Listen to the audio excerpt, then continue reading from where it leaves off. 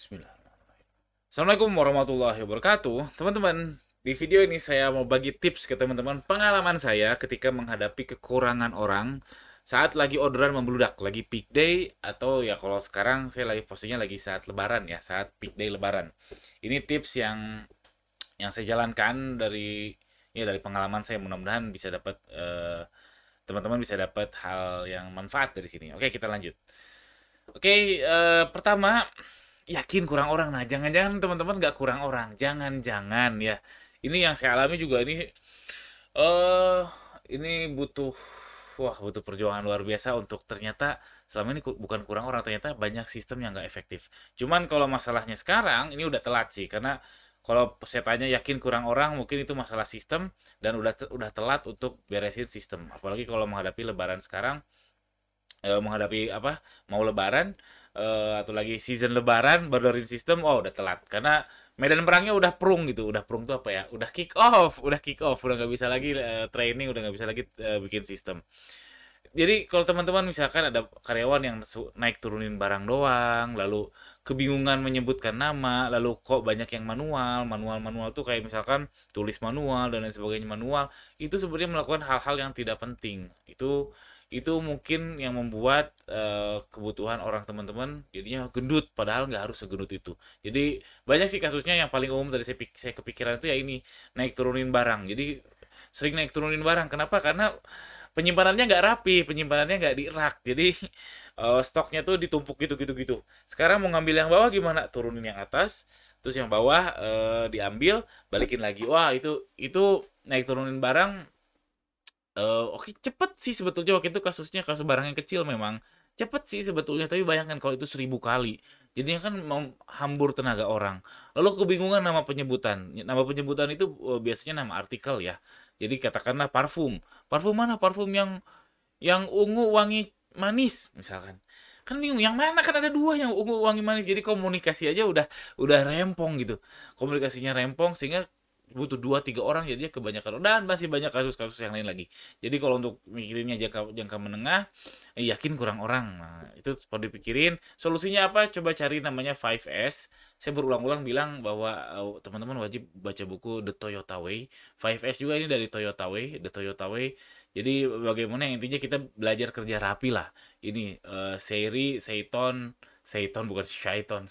Bahasa Jepangnya ya, Seiton, Seiso, Seiketsu, Shisuke.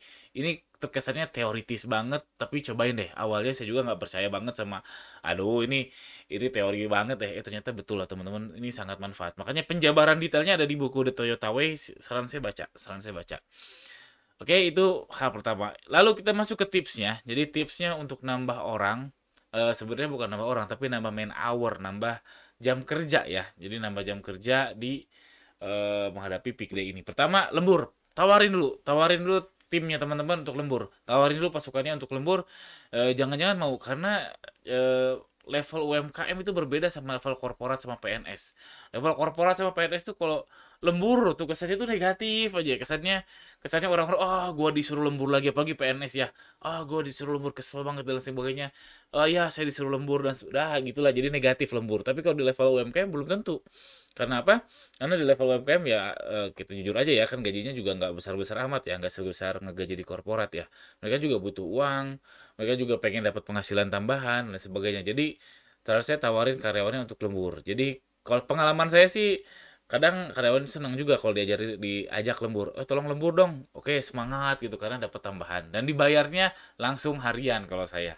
Jadi misalkan lembur malam ini, dibayarnya hari itu juga, jangan nunggu akhir bulan karena biar tambah semangat. Oh jadi besok bisa jajan apa, oh besok bisa apa-apa dan seterusnya. Itu pengalaman saya. Lemburin, tawarin dulu karyawan atau pasukannya teman-teman. Yang kedua, cari orang harian, cari yang casual harian, yang bisa dibayar harian, tidak bulanan, tanpa kontrak, pokoknya dibayar harian. Nah, yang kalau harian ini kerjaannya harus spesifik ya teman-teman, harus spesifik. Kalau teman-teman masih bingung dia disuruh ngapain, eh, hambur. Itu pemborosan. Karena nanti dia akan banyak bengong, banyak ini, banyak itu. Harus spesifik, harus jelas. Contohnya yang packing. Jadi yang packing ya orang harian aja, karena kan cuma serat serat gitu aja. Terus yang kalau di saya ada yang ini apa? Yang lipat kan kerjanya gitu-gitu aja harus jelas. Yang nge-steam harus kerjanya gitu-gitu aja yang jelas. Jadi kerjaannya harus spesifik dan jelas. Tapi kalau kerjaannya sekarang ini, sekarang ini, sekarang ini, sekarang ini, wah itu terlalu kompleks, nggak cocok untuk karyawan harian. Jadi saran saya cari yang betul-betul spesifik untuk nyari karyawan kerjaan spesifik yang untuk diberikan kepada karyawan harian. Carinya di mana? Sederhana sekali, orang sekitar aja. Lihat aja orang sekitar.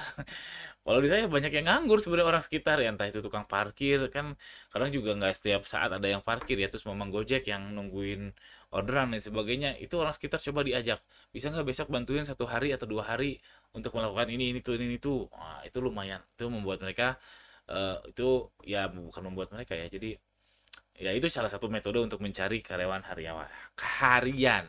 Lalu member get member. Ini dua ini yang menurut saya paling efektif. Apa itu member get member? Ya tanya karyawan teman-teman, tanya timnya teman-teman, ada nggak yang mau kerja harian? Entah saudara, entah suami, entah istri, entah adik, entah kakak, entah siapapun itu. Itu member get member efektif juga. Jadi dan kita pun nggak perlu pusing ngajarin karena yang ngajak pasti ngajarin kerjaannya ngapain sih dan sebagainya sampai ngerti sehingga orang jalan dan bisa kerja harian. Dan kalau hariannya sampai 30 hari, ya nggak apa-apa, wajar kok. Wajar. Kalau di Bandung itu ada industri kue aduh, Bojongkoneng. Di Bojongkoneng itu udah hal biasa warga sekitar itu di menjelang Lebaran itu mereka kerja rame-rame gitu. Padahal sepanjang tahun nggak kerja sama si pabrik kue tersebut, tapi di Lebaran ya sebulan 2 bulan menjelang sampai sebulan 2 bulan sebelum Lebaran sampai menjelang Lebaran mereka kerja dibayar harian dan itu culture-nya udah kebangun. Jadi memang ini hal yang wajar. Harian tuh nggak harus 1 2 hari, mau 30 hari juga boleh. Asalkan ya itu, asalkan dibayar ya, jangan sampai nggak dibayar. Lalu yang ketiga, rem penjualannya. Karena kalau kurang orang artinya penjualannya lagi tinggi. Kemungkinan besar ya 90% lah, 90% penjualan lagi tinggi. Ya udah, biar orangnya tetap, penjualannya kita rem. Caranya gimana? Tokonya liburin. Nah, ini pasti banyak yang takut ngeliburin toko. Ya memang iya. Sekarang pilihannya daripada nggak kekejar orderannya kena penalti, atau tokonya diliburin, ada kemungkinan si algoritma jadi nggak suka lagi sama sama produk kita. Itu dua pilihan yang sama-sama jelek daripada jadi terus kebanyakan orang naif, saya nggak pengen libur tapi orang tetap sama, repot. Jadinya padahal pilihannya cuma dua itu, diliburin atau kena penalti lebih susah lagi. Jadi kalau kalau pilihannya cuma dua itu ya mending diliburin atau stoknya dinolin misalkan. Oke, sebenarnya stoknya masih ada nih, cuman kita nggak keburu untuk produksi dan sebagainya.